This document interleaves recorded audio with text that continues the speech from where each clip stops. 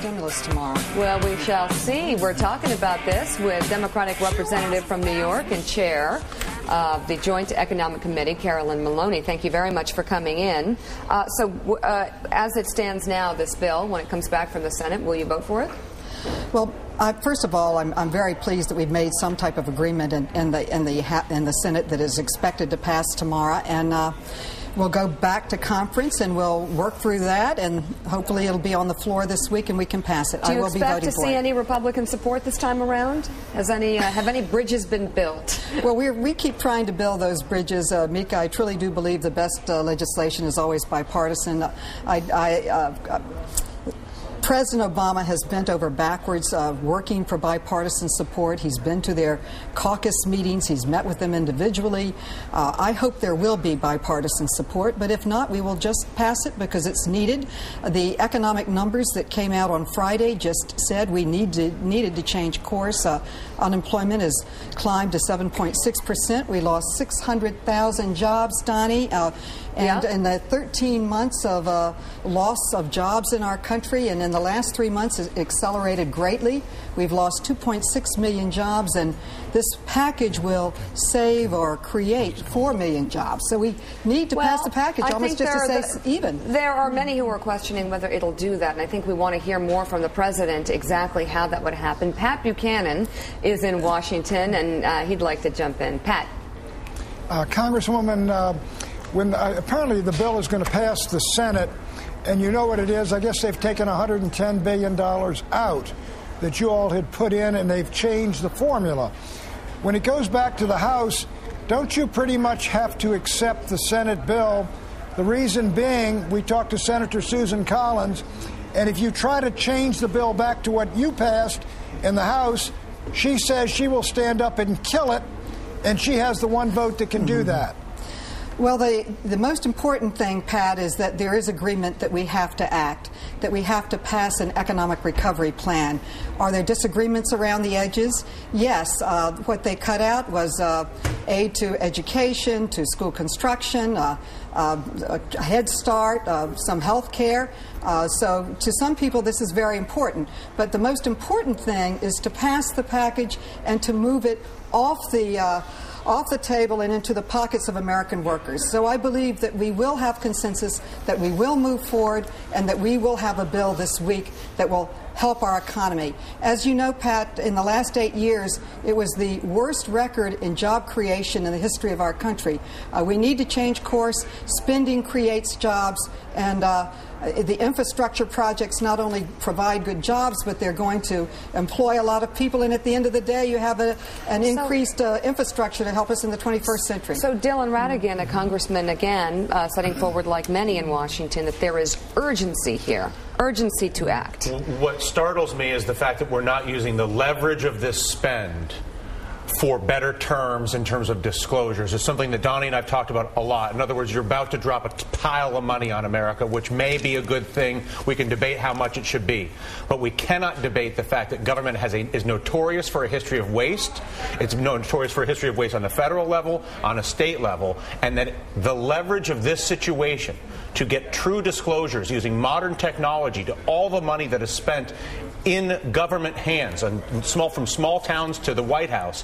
Why is there not more aggression to at least put one line item that says, okay, all this money, we're not only going to keep track of this money, but anybody that uses this money, much like we did with Wall Street, must now be held to a higher standard of accountability and transparency with all the government money that is spent. Yeah, you're absolutely correct, and there will be a higher standard of transparency and accountability. The Obama administration has said that they will have a website where you can track. I've seen that, but it doesn't. I'm sorry to interrupt you, but that's inadequate, quite honestly. And my concern about that website is that that website becomes a red herring where it says, "Oh, well, we're disclosing because this is here," but we're not actually getting real leverage where I or Donnie or Mika or a producer here at MSNBC or another news network or a blogger can go on and look at each of the federal dollars that are being spent and say, "Listen, this guy doesn't even exist. There isn't even an office here. What do you think? This is Uncle Bob's getting a paycheck." Well, first of all, there are no earmarks in this package, zero, and it is programs that many people feel will help create jobs, and so we will go forward with it. I can assure you that the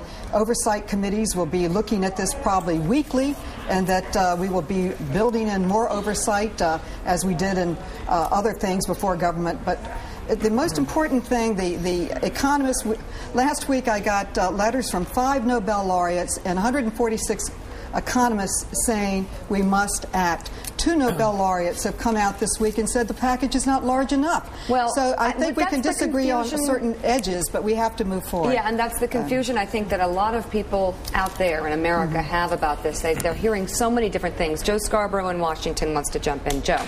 Hi, Joe. Carolyn, we miss you. We missed you in Congress. I'm glad it's you and not me right now, You know how these sausages are made, don't you, Joe?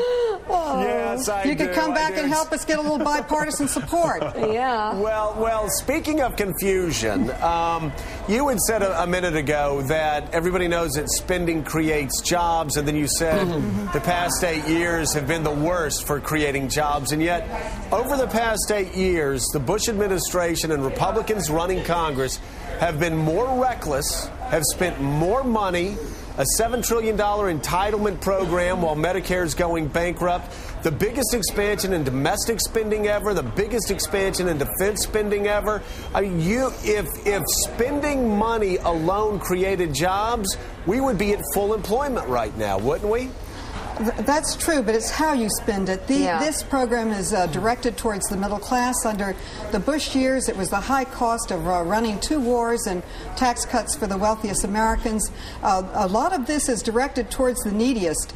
Food stamps, you know they're going to spend that. They need food. Yeah. Unemployment extension of benefits, you know they will spend every dollar of that. And for every infrastructure dollar, economists say, for every dollar spent, you get a multiplier effect of $1.59 back in terms of increased economic activity.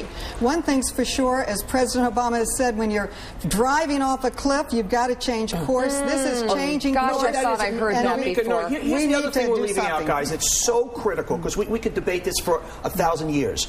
The American psyche right now is frozen. I don't care whether you're a high net worth person or somebody on food stamps. People are huddled. We need a football in the air that somehow allows people to say, oh, wait, something is happening here. As you said, this is a laboratory. We don't know the answer here. But we need to unfreeze the American psyche to say, you know what, things may be okay. And I think that's half the battle here, frankly. Donnie, I think you're absolutely correct. We're in an economic bunker. People are not spending. In the 13 months that we lost jobs, it was really in construction and housing. But now it's across the board because people in every sector, in every section of the country, people are not spending. We have to rebuild that confidence. We have to get this economic engine moving. And in terms of the stimulus bill, this USA Gallup poll shows that President Obama's 67% approval rating on the stimulus is more than twice that of the Republicans. I mean, maybe there is support out there. I still think people want to understand it and they want to trust it.